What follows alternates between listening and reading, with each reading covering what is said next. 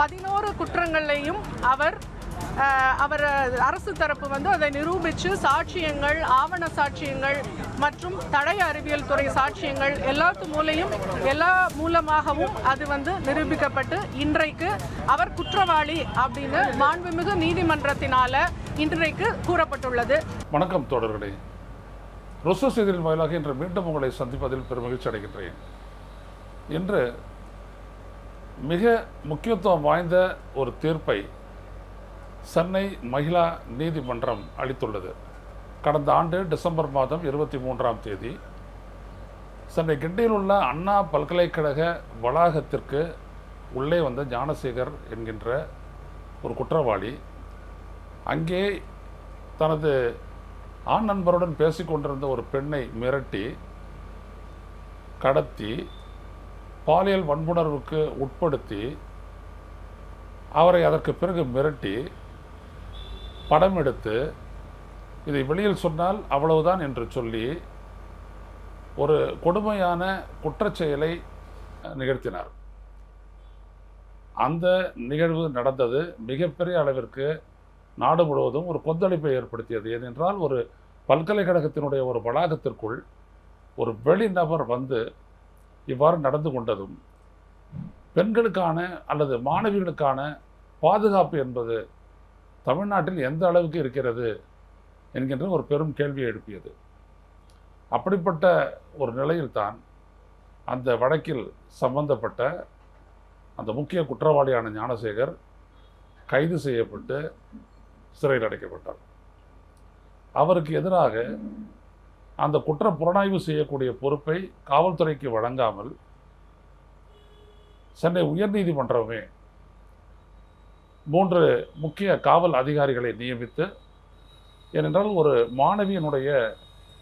மாணவங்கள் செய்யப்பட்டிருக்கின்றார் என்கின்ற ஒரு நிலையில் 3 காவல் அதிகாரிகளை நியமித்து அவர்களை கொண்டு புலனாய்வு செய்து அந்த அறிக்கையின் அடிப்படையில் அங்கே இருக்கக்கூடிய காவல்துறையினுடைய அந்த அலுவலகம் அவர்கள் பல்வேறுபட்ட ஆதாரங்களை எல்லாம் திரட்டி அந்த செல்பேசி உரையாடல் உள்ளபடியே அவர் செல்பேசியில் வெளியில் யாருடன் அவர் பேசினாரா என்பதையெல்லாம் ட்ராக்கிங் செய்து கண்டுபிடித்து குற்றப்பத்திரிகை தாக்கல் செய்து கடந்த பிப்ரவரியில் குற்றப்பத்திரிகை தாக்கல் செய்யப்பட்டது.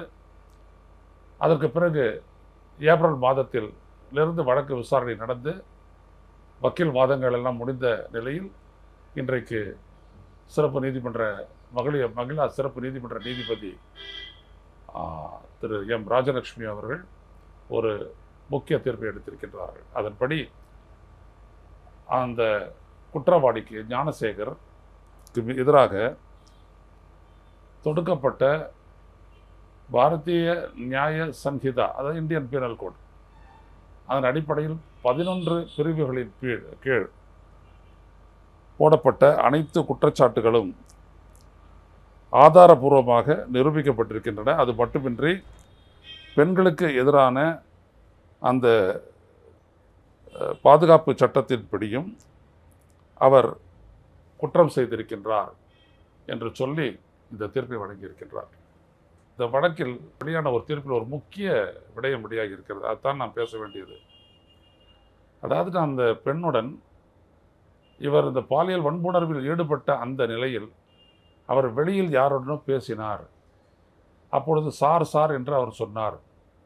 யார் அந்த சார் என்று சொல்லி எதிர்க்கட்சி தலைவர் எடப்பாடி பழனிசாமியிலிருந்து எல்லோரும் அதை ஒரு பெரும் பிரச்சனையாக்கினார்கள். அந்த வெளியில் இருக்கக்கூடிய சார் எவ்வளோ உயர்ந்த இடத்தில் இருக்கக்கூடிய சாராக இருந்தாலும் சட்டத்தின் முன்னால் நிறுத்த வேண்டும் என்றெல்லாம் சொன்னார்கள்.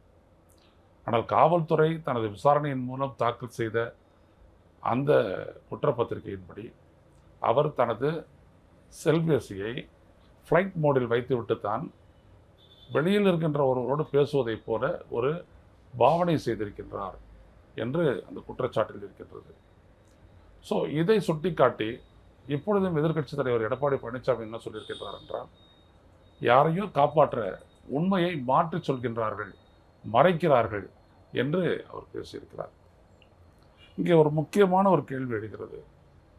ஒரு வழக்கில் சம்பந்தப்பட்ட ஒரு குற்றவாளி அந்த குற்றவாளிக்கு எதிரான அந்த வழக்கு விசாரணை நடத்திய புலனாய்வு அதிகாரிகள், உயர் காவல் அதிகாரிகள் இவர்கள் அனைவரும் சேர்ந்து புலனாய்வு செய்ததனுடைய அடிப்படையில் தான் முதல் தகவல் அறிக்கை தாக்கல் செய்யப்பட்டு, குற்றப்பத்திரிகை தாக்கல் செய்யப்பட்டு, விசாரணை நடக்கின்றது, வக்கீல்கள் வாதமெல்லாம் நடந்து முடிந்து பிறகு தீர்ப்பு கூறப்படுகிறது. ஆனால் அதற்கு பிறகும் கூட ஒரு வார்த்தையை பிடித்து கொண்டு தான் பேசிவிட்டேன் என்பதற்காக அது உண்மைதான், அவர் பேசியது உண்மைதான் என்று எந்த அடிப்படையில் வெளியில் இருக்கக்கூடிய ஒரு நபரை அந்த குற்றவாளி ஞானசேகரன் தொடர்பு கொண்டார் என்று எந்த ஆதாரத்தின் அடிப்படையில் எதிர்க்கட்சி தலைவரான திரு எடப்பாடி பழனிசாமி அவர்கள் கூறுகிறார் என்பதுதான் இங்கே ஒரு பெரிய கேள்வி. ஏனென்றால் இந்த வழக்கில் சம்பந்தப்பட்ட இவருக்கு வெளியில் தொடர்பு இருக்கிறது, அரசியல் தொடர்பு இருக்கின்றது. திமுகவை சேர்ந்தவர், திமுகவினுடைய முக்கியமானவர்களோடு சிலரோடு அவர் பிரியாணி சாப்பிட்டிருக்கிறார், பிரியாணி கடை வைத்திருக்கிறார், பிரியாணி சாப்பிட்டிருக்கிறார் என்கின்ற தகவல் எல்லாம் உண்டு. ஆனால் அதையே அடிப்படையாக வைத்து அவர்களெல்லாம் கூட இதில் சம்பந்தப்பட்டவர்கள் என்பதை போல ஒரு உருவகத்தை திணிப்பது என்பது எப்படி ஒரு எதிர்க்கட்சி தலைவருக்கு உகந்த செயலாக இருக்க முடியும் என்று நான் கேட்கின்றேன். அப்படி ஒருவேளை எதிர்க்கட்சி தலைவருக்கு அந்த சந்தேகம் இருக்கும் என்றால் அவரே கூறியதுபடி ஆட்சிக்கு மீண்டும் இவர் வந்து அந்த சார் என்பதை கண்டுபிடிப்போம் என்றெல்லாம் இவர் சொல்லுகின்றார். சரி, நீங்கள் ஆட்சிக்கு வாருங்கள், அதன் பிறகு மறுபடியும் வழக்கை தொடருங்கள், பிறகு யார் அந்த சார் என்பதை கண்டுபிடிங்கள், அதை பற்றி பிரச்சனை இல்லை. ஆனால் இதுவரை நடந்த இந்த புலனாய்வின்படிதான் இந்த தீர்ப்பு வழங்கப்பட்டிருக்கிறது. அந்த குற்றப்பத்திரிகையை எந்த இடத்திலும் நீதிபதி சந்தேகத்துக்கு உட்படுத்தவில்லை. எனவே காவல்துறை ஒரு பக்கம், நீதி வழங்கிய நீதித்துறை இன்னொரு பக்கம், இவர்கள் இருவருடைய அந்த செயல்பாட்டின் மீது சந்தேகத்தை விதைப்பது எவ்வாறு சரியாகும்? ஊடகம் கார்ப்பரேட் அரசியல்வாதிகளின் கைப்பாவையாக அடிமைகளாக இருந்தது போதும், இனி சாட்டை எடுத்து சுழற்றும் நேரம் வந்துவிட்டது. ஊடகம் பொதுமக்களாகிய உங்களுக்காக, உங்களாலேயே இயக்கப்பட வேண்டும். ஊடக சுதந்திரத்திற்காக உங்களின் பங்களிப்பை இன்றே அளித்திடுங்கள்.